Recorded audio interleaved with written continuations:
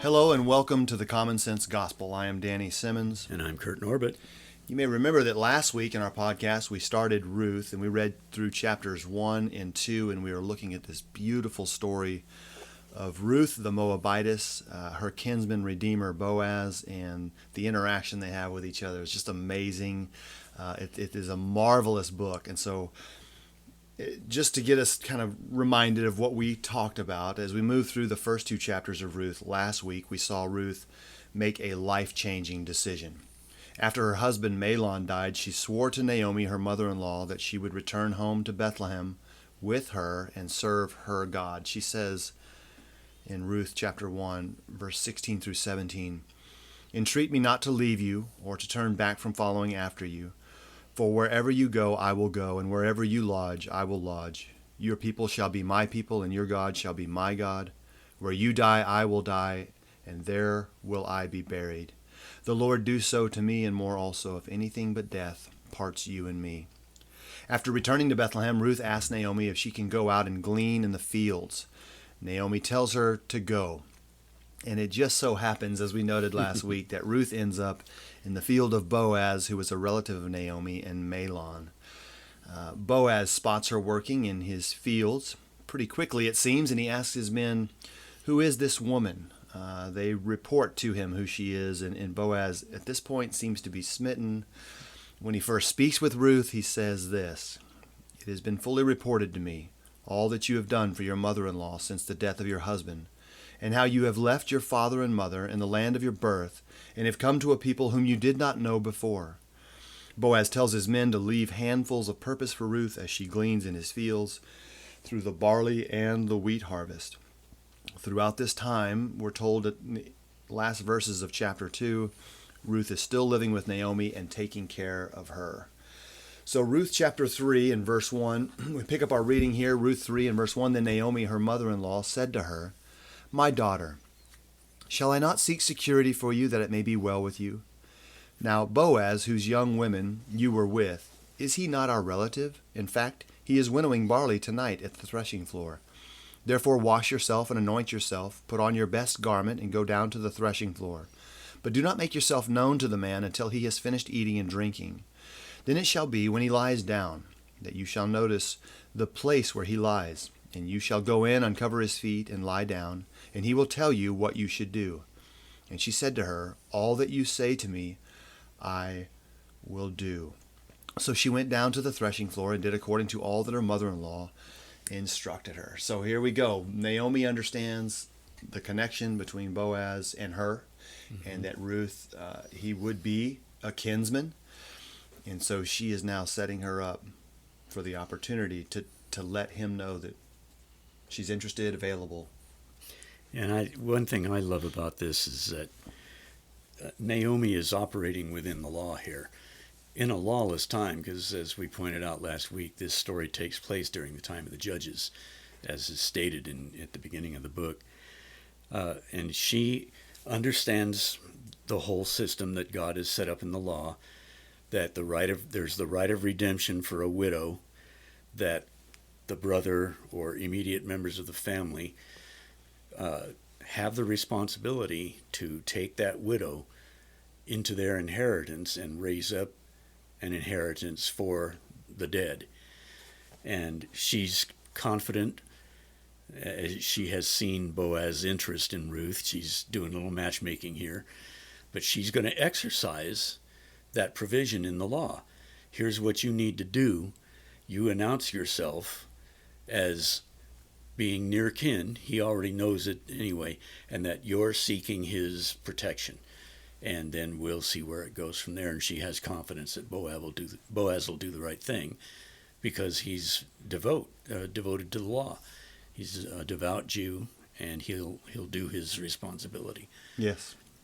And she's given her all the tools that a woman needs to catch the eye of a young man. Yep. Wash yourself. Yep, put on your best Put garment. on some perfume, get your best garment, and go down to the threshing floor. So do all these things so he'll notice you, and then make sure he doesn't notice you. Yeah. Wait until after he's eating and drinking. So the instructions, as you said, and that's the point, is according to the law, that they're very, it's all very thoughtful. Naomi is a wonderful matchmaker at this point. She sees an opportunity. She knows something's going on because the amount of barley and wheat that Ruth continues to bring home is not an accident. It's just unheard of. So she knows something's going on, and she's willing to play her cards now with Ruth. And I think one reason she's so confident is that basically Boaz is already providing for the both of them. Yeah. As you said, she's bringing home tons of food. Very unusual. So Naomi sees what's going on here. Boaz cares for Ruth, and he's also taking care of Naomi and providing them with abundance. And he actually even says that we'll get to it in verse 17, but he says, go take care of your mother-in-law with this that I give you. So that's exactly what he's doing. So now we're told Ruth has gone down to the threshing floor. She's headed down to go see Boaz, but she did according to all that her mother-in-law instructed her. So verse 7, after Boaz had eaten and drunk, and his heart was cheerful, he went to lie down at the end of the heap of grain. And she came softly, uncovered his feet, and lay down. Now it happened at midnight that the man was startled and turned himself, and there a woman was lying at his feet. And he said, Who are you? So she said, I am Ruth, your maidservant. Take your maidservant under your wing, for you are a close relative. This, to me, is the key scene in the book. It's so picturesque and so symbolic. I want to look at Ezekiel 16:8 for a moment, because he's describing God working here in exactly the same way. This is as God is condemning Israel. He's going over the past and showing what he did for Israel in raising her up from nothing into a beautiful bride. Beginning in verse 7, he says, I made you, Israel, thrive like a plant in the field, and you grew, matured, and became very beautiful. Your breasts were formed, your hair grew, but you were naked and bare. When I passed by you again and looked upon you, indeed your time was the time of love. In other words, now she's mature. It's time for a wedding. So I spread my wing over you and covered your nakedness. Yes, I swore an oath to you and entered into a covenant with you, and you became mine, says the Lord God. When he says there, I spread my wing, in the literal Hebrew is I spread the corner of my garment over you. And that is exactly what's taking place here in Ruth. When she says in verse 9, literally she says, take your maidservant under the corner of your garment, for you are a redeemer. And that's what God is for Israel. It's what Jesus is for us. When we come to Jesus and ask to be taken under the corner of his garment, when does that take place? I'll just ask you off the top of my head. When are we claiming that right of redemption? When we come to him? Yes. In baptism? Yes, indeed. We're telling Jesus, we want to be covered by the corner of your garment. We're coming under your wing. We're looking to you for protection and provision because you are a redeemer. And to me, that is just so rich as to what's going on here.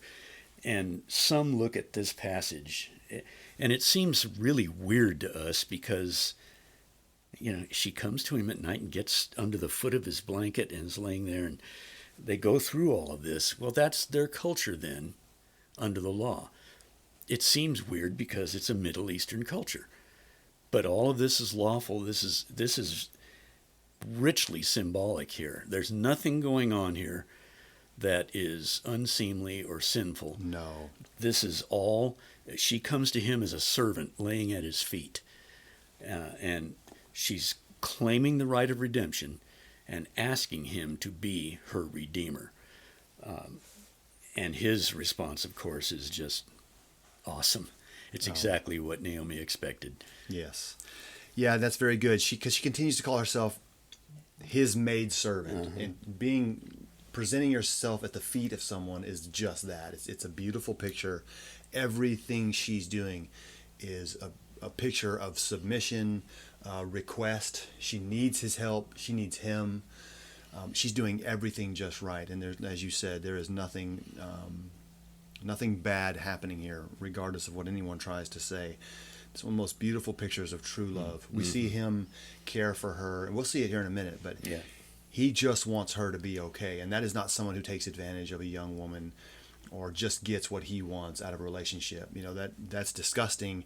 That is not what's happening here. God is showing us this picture of love and redemption, and we need to take it for what it truly is, because there's a lot to be sorted out in that alone.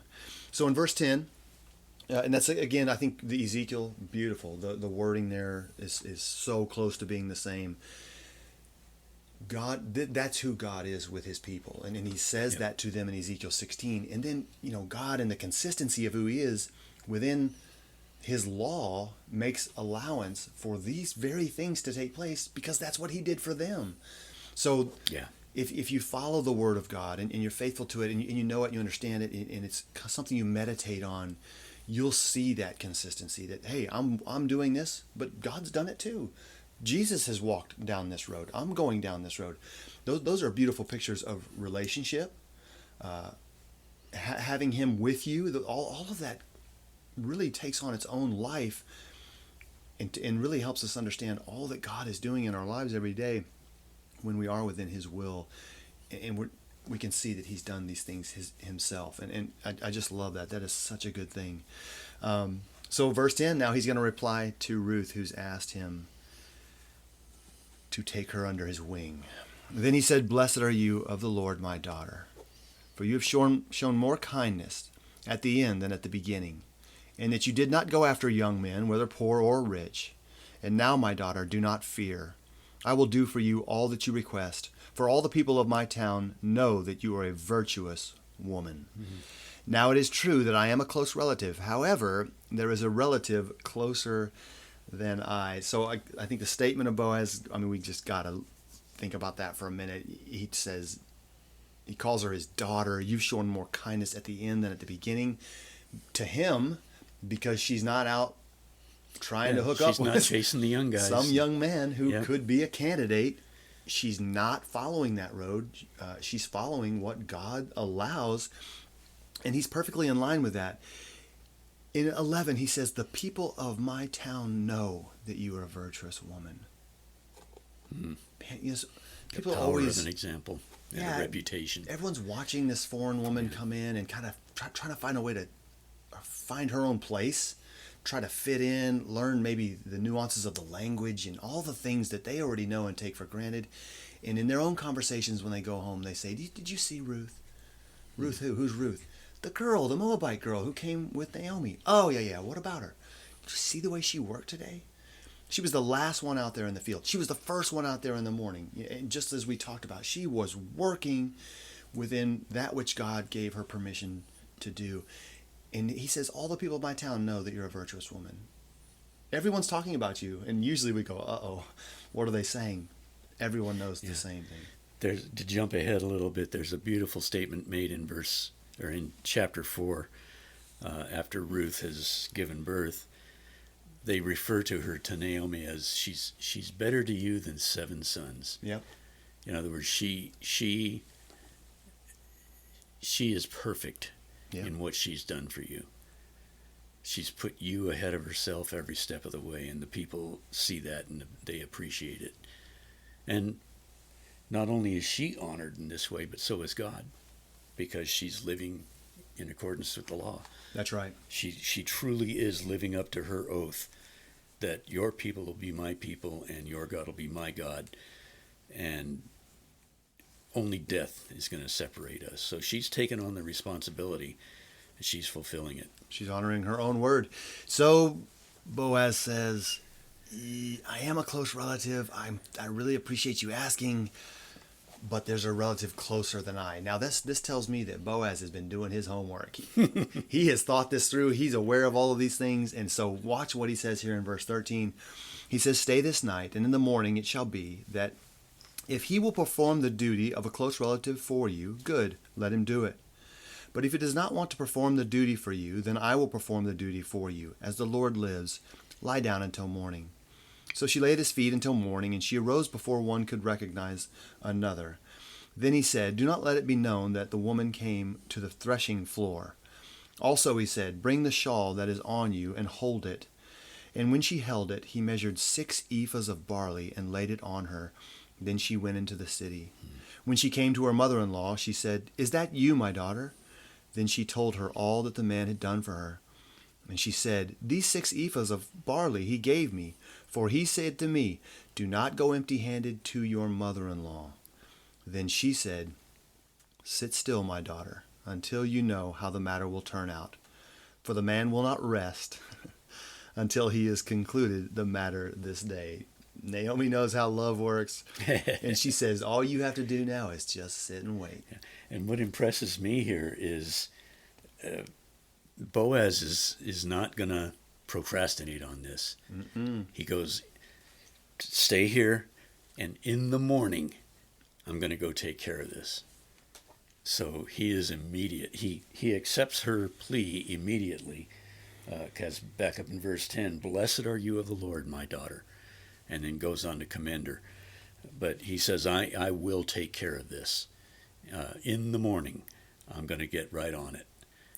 So he's not letting any grass grow under his feet either. It's No. just wonderful. It is. Wonderful. He is on a mission. Yep.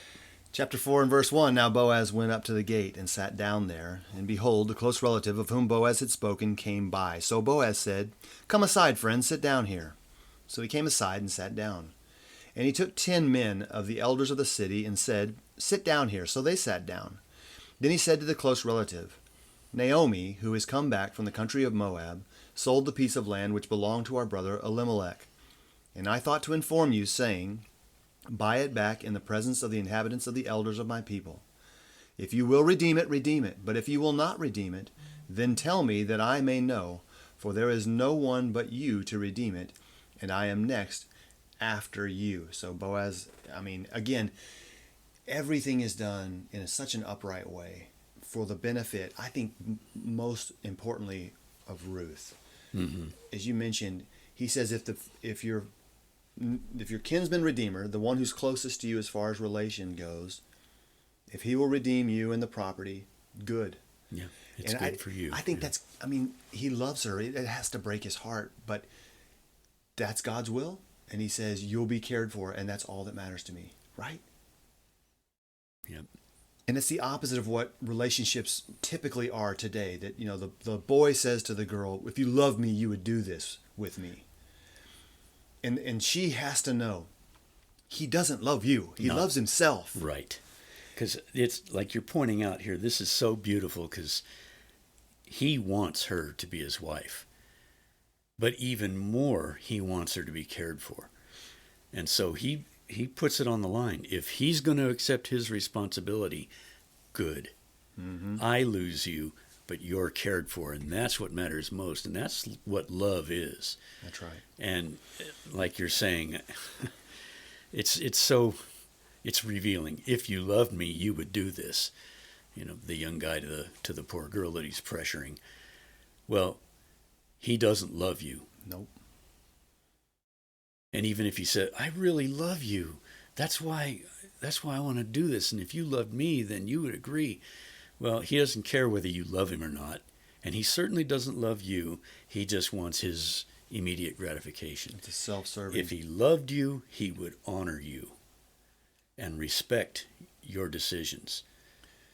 Which long-term would draw her close to him. That's because right. he's honoring her. Right. But exactly. he's a fool. He wants it now. Yep. And that's all he's going to get. It's just frustrating. And to watch a true gentleman like Boaz. So now he's got 10 elders of the city. He has ample eyewitnesses to this. Yeah. He says, all right, now he's got him sitting down. You tell us, are you going to redeem this or not? Because if you can't, I'm next after you. And then the man says at the end of verse 4, I will redeem it. Yep. Oh, no. But there's a catch. Man. But... well, we'll comment on it when we get to yes, and Boaz is going to bring that up here too. But Boaz, like we said, and I think this is a great place to say it again, is that Boaz is doing all of this the Lord's way. Yes. This man has a right to redeem it and redeem her, but he needs to do it, and so he's applying pressure to this man, saying, "Tell us what you're going to do." And Boaz, just thinking with him watching this guy, how he responds, that Boaz is saying, "Look, we need an answer from you. I have a lot of barley invested in this. I need to know what the answer is." Because I mean, just imagine how much grain he's given to Ruth. Man, and he hasn't missed it though. No, he could care less. Going to a good cause, man. yeah. He couldn't have gone to a better place. Yep. But still, he's invested a lot of barley, so he wants an answer. The man says, I will redeem it. Then Boaz said, on the day you buy the field from the hand of Naomi. So he's telling him, this is everything you have to do now. You're saying yes, but understand. On the day you buy the field from the hand of Naomi, you must also buy it from Ruth the Moabitess, the wife of the dead, to perpetuate the name of the dead through his inheritance. And the close relative said, I cannot redeem it for myself, lest I ruin my own inheritance. You redeem my right of redemption for yourself, for I cannot redeem it.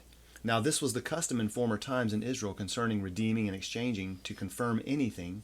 One man took off his sandal and gave it to the other, and this was a confirmation in Israel.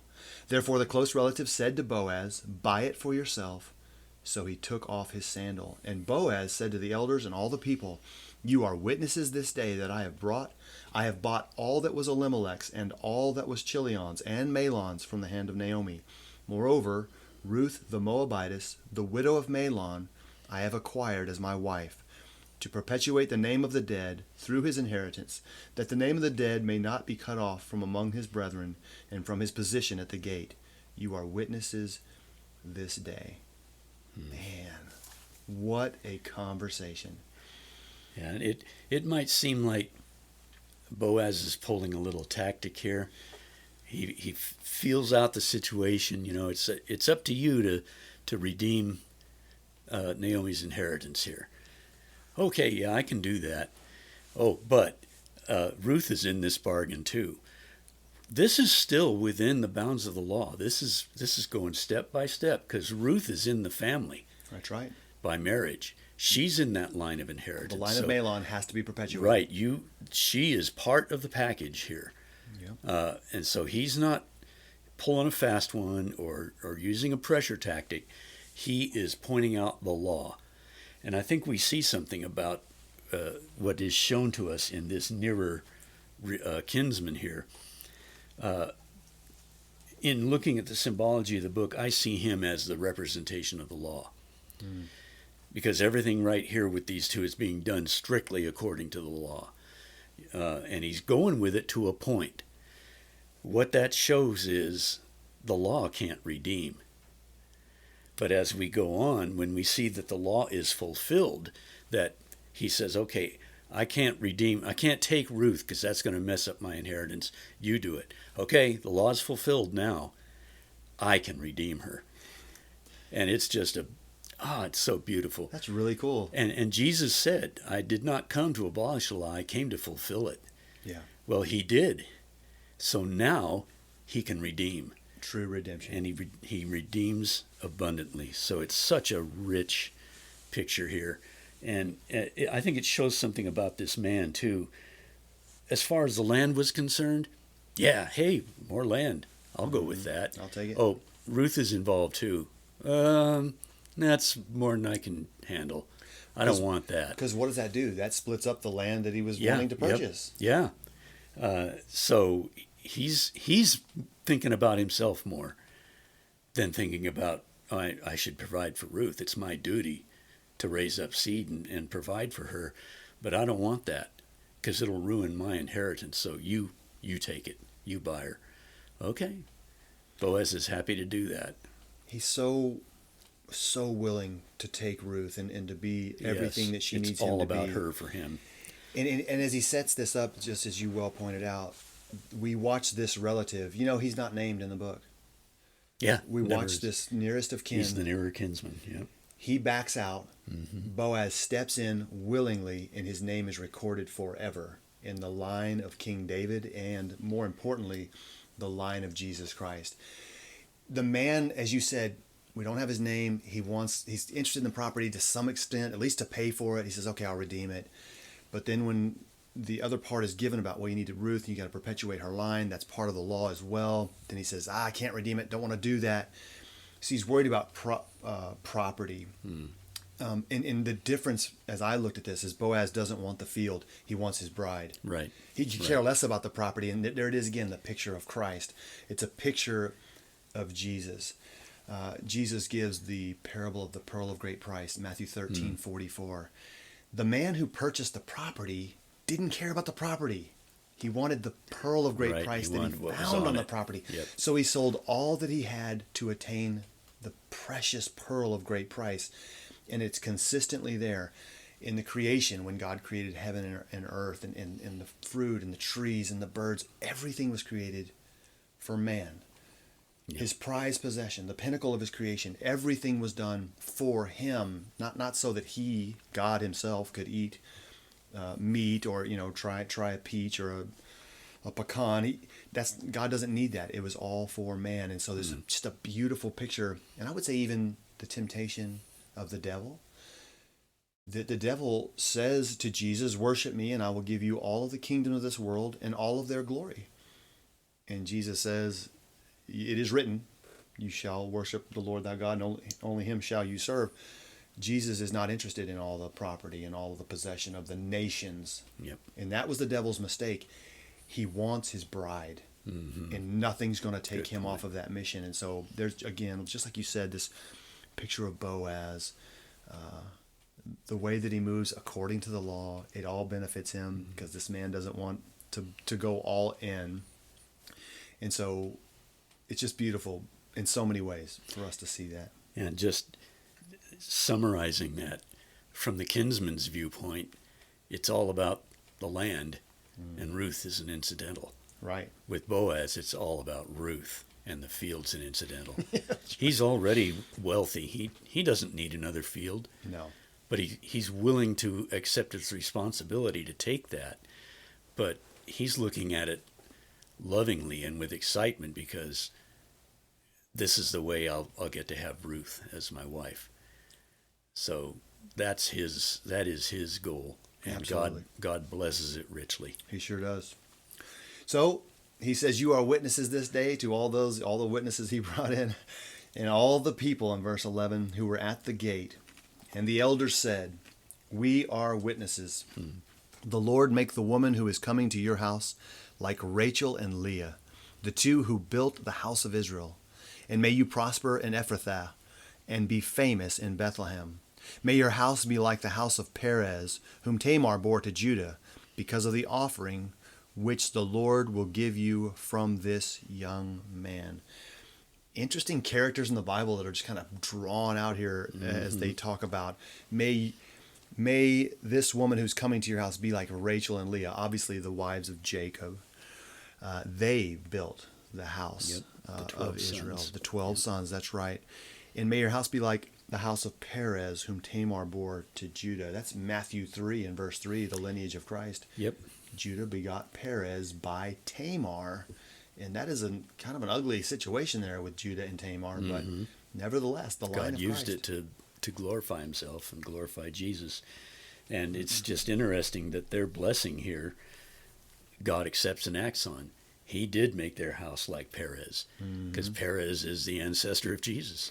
It's just, it's just awesome the way awesome. that God is working all of this Yeah. into a beautiful tapestry. Yeah. 13, so Boaz took Ruth, and she became his wife. And when he went into her, the Lord gave her conception, and she bore a son.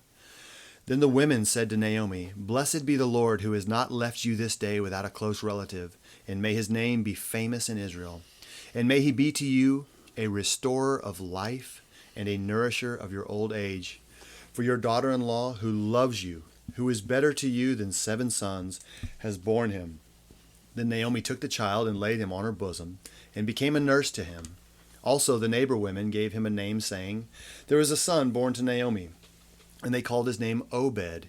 He is the father of Jesse, the father of David. Now this is the genealogy of Perez. Perez begot Hezron. Hezron begot Ram. Ram begot Amminadab. Amminadab begot Nahshon. Nahshon begot Salmon. Salmon begot Boaz. And Boaz begot Obed. Obed begot Jesse. And Jesse begot David. Seems like our narrator here backs up out of the timeline and Yes. says, David's coming. This is very important and really highlights it. Yep. And we could even add a line there now that we have the fulfillment of Scripture. David begot Jesus. That's right. on down the line. Yep. I mean, he's listing direct descendants here, exactly as recorded in Matthew 1, by the way, in the genealogy of That's Christ. right. Yep. And but we know, I mean, the historian stops right here because that's his point of reference. He's in the time of David, so this is at least 40. It's with David is reigning, so we're looking 50 to 60 years at least into the past, as the writer is telling us about Boaz and Ruth, because he knows David. He's in the time of David. Yep. And so he brings that genealogy up to David. Of course, Matthew brings it up for us to Jesus. Yep. And that's why this one reason, not only the beautiful scenes and what God is teaching us in this book, but it's important to Christians because this is the lineage of Jesus. This is the line that God decided to use to bring his son into the world through Mary. It's amazing. It just shows his great love, his wisdom, his power. He is God, and we can only marvel at his works. And no one could have guessed the way he would do it. Man could not have designed this. No. It brings all the praise and the glory to him. It absolutely does. So Ruth, as we met her, as the book began, a young woman in Moab with a family, gods that she served, a life that she was living. Mahlon finds her. He falls in love with her. They're married. And through those circumstances that we read about, she comes back empty with Naomi, not knowing what the future holds, only knowing what God's law permitted. And she steps into that because it's all that she has. But it is from the Lord. And in that is the power of the life that she would live and finish out. She will always, always be the great-grandmother of King David. Yeah. What a marvelous story, yes. Redemption. Yep. To the least likely of people. God's willingness to bless and to bless, as Paul says, far above what we can think or imagine. That's who he is? He is able to do exceedingly abundantly above all that we think or ask. That's right. We sure hope that you enjoyed this study of the book of Ruth, chapters 1 through 4. It is a beautiful, beautiful story. We hope it's a blessing to you and that you found some things here with us that are encouragement to you as you go about your life and always looking around. Your children, your grandchildren, your relatives, all of these people who are around you, these things aren't an accident. These things are where they are for a reason on the timeline that God determined from the beginning. And when we look through that lens and we see things that way, I think a lot opens up for us. There's a lot of good I can do within the confines of God's law and his rule for my life. And I can be a blessing to so many around me. I want my name written in a book, that I knew enough about God's law and his instruction that I was willing to walk in that. And then he says, and here's what I did through him. I mean, what else could we want? Yeah. God is glorified here. So yeah, it's all about him. And when you understand that, you are on the right track. We have a couple of trivia questions for each other. Is that right? Yes, I'm loaded up and ready to go. Okay. Here. And we're going to have 4 questions for our listeners because they are more special than we. This is true. It is true. Yes. Trivia, sweet trivia. Let me ask my first question to you. You may. Okay. Thank you. What is the name of the Pharisee who invited Jesus to his feast? Simon. Good. Very good. Simon, do you see this woman? That's right. And Simon didn't see the woman. I mean, yeah, he saw her sitting there, but he didn't see the woman the way Jesus saw her. That's right. Yep. That is, I guess, extra points that you just earned. Ooh, do I get my gold star now? Yes. Awesome. Yes. Luke 7:36 through 50. Simon the Pharisee. Very good. All right. My first one for you. When Saul came to Jerusalem after he had obeyed the gospel, who was it that vouched for him with the Christians all there being still fearful and distrustful of Saul? who was it that vouched for his validity? The son of encouragement. Yes. Barnabas. Barnabas it is. Yep. Nice. Acts 9:26 and 27. Barnabas, man, what a guy. He's one of the key figures in the book of Acts, really. He had, I don't know, I guess the intuition. He had something about him where he knew Saul was helpful to the kingdom, the spreading of the gospel by what he heard. He didn't take the surface like, oh, but that's Saul. He's been persecuting Christians. He took the obvious that many people were really afraid of. Yeah. It's just amazing that he could see through all that to the extent that he could. Yeah.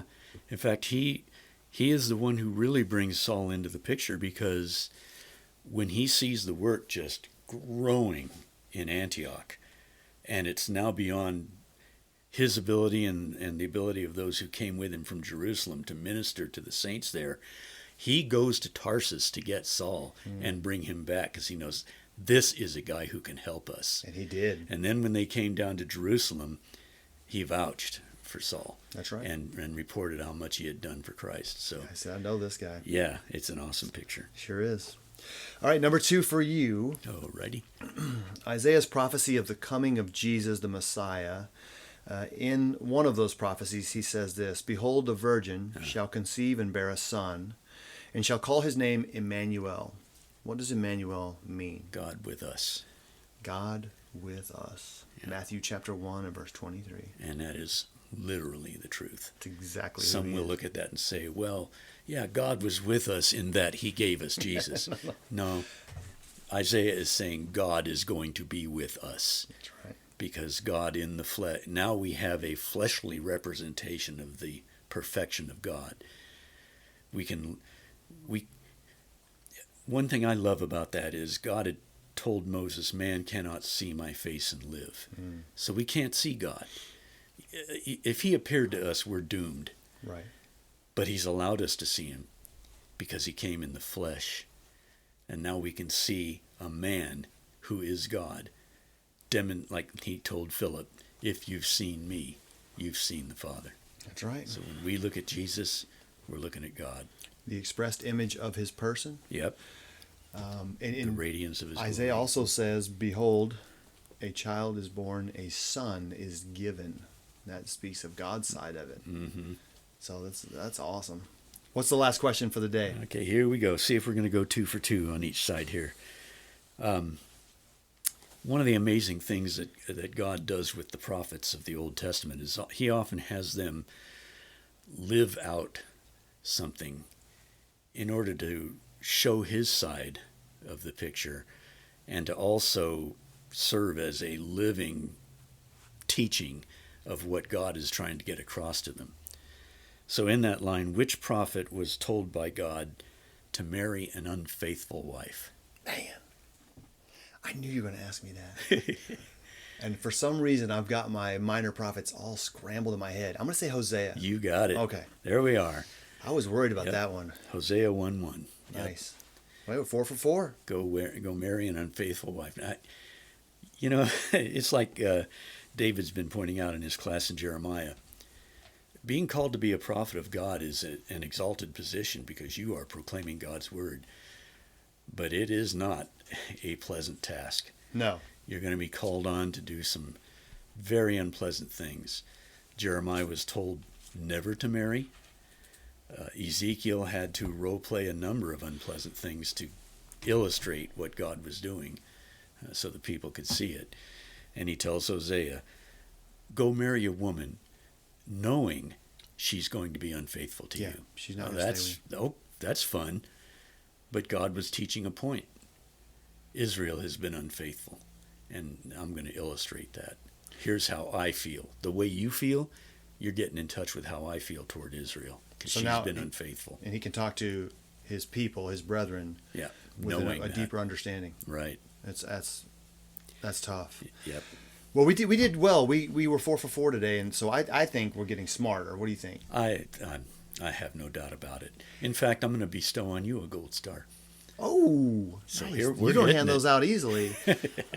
Proverbs 27:17 says, "As iron sharpens iron, so a man sharpens the countenance of his friend." We can certainly do that as we stay in God's Word and challenge each other and even do trivia. I think there's some iron sharpening happening when we do that. There we go. Thank you all for joining us today. We hope again that this was a blessing to you and you're encouraged by the study, and that you'll be with us the next time we come together. Have a blessed day.